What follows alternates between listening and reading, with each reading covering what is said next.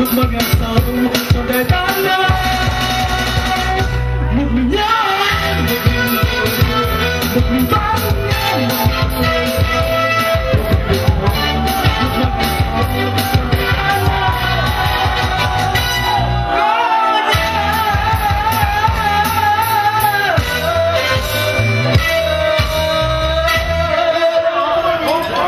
xin mời bạn Ayon đến từ đất đoàn. Từ nơi xa xôi đến sự không còn xa xôi, vì thế tất cả những dân huyết thì đẹp rất thương yêu. Vì vậy trong hôm nay chúng ta đến với video nữa rồi, xin mời ông ta để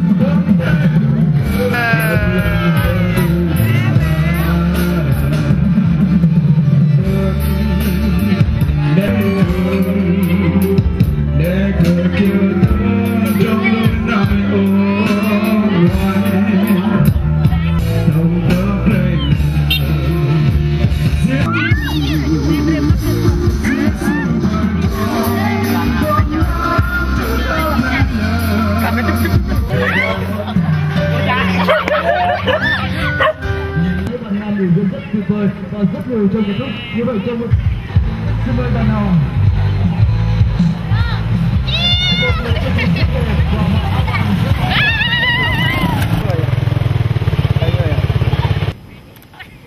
Mưa to rồi.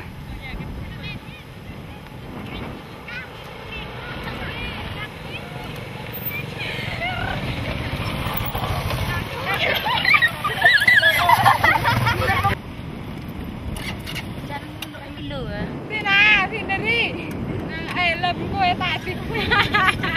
Lên về dạ cái. Lên. Dạ hoang lên. À giờ. Ada apa lagi ah? Berani bit apa dia? Dengar. Mana aja di sana ni? Ya. Oh cepat. Oh, hai. Mau kerek mau belum jah. Belum ah. Ya có là. Morai.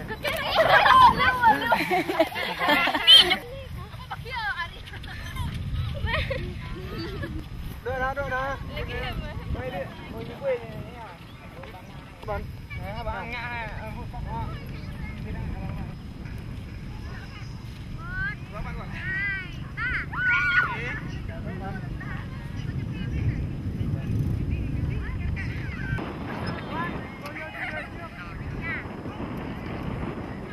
Bra, mana chụp lôm bra.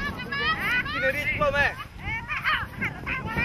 Dạ này nằm từ nhỏ tới lớn rồi. Tương. Ok, kia rồi. Chụp. Hai chụp lôm phi ha. Ya, doy ya. Nah, coba sekarang. Mana nah? Yo foto ya re ya no.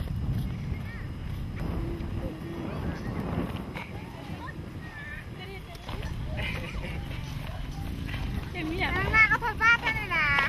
Thưa bạn mình thế nha. Pro ba cái thằng mình. Lên như bia em cả nào. Này chơi gan.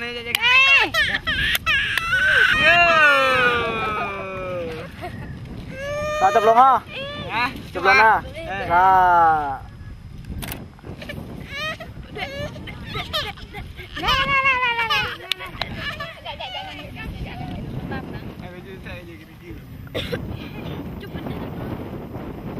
Rồi là chụp gà nó mà gà đó nè.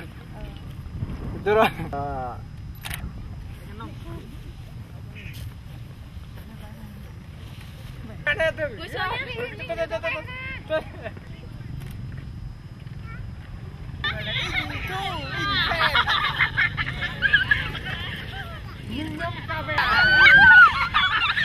Vậy nữa à?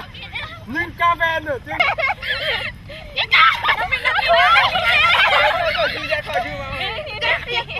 Coba kita aja, kita nggak,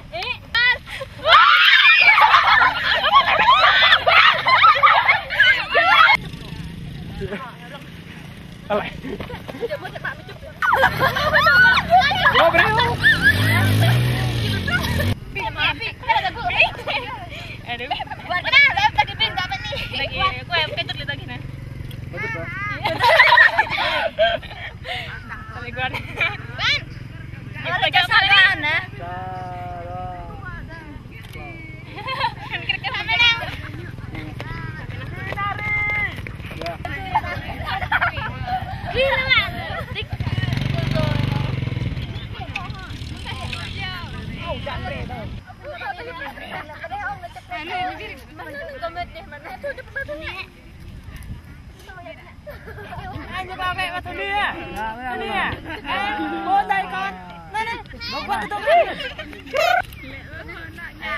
các bác thảo kìa các bác đó là hai nhiều nè thằng nia con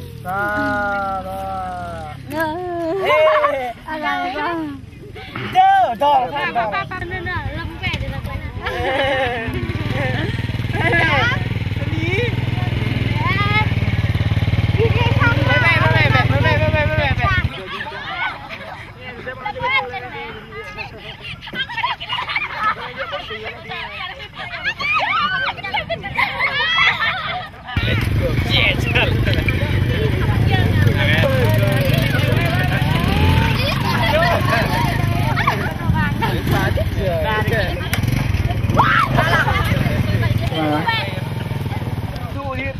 đâu đèn đâu chú bắt nha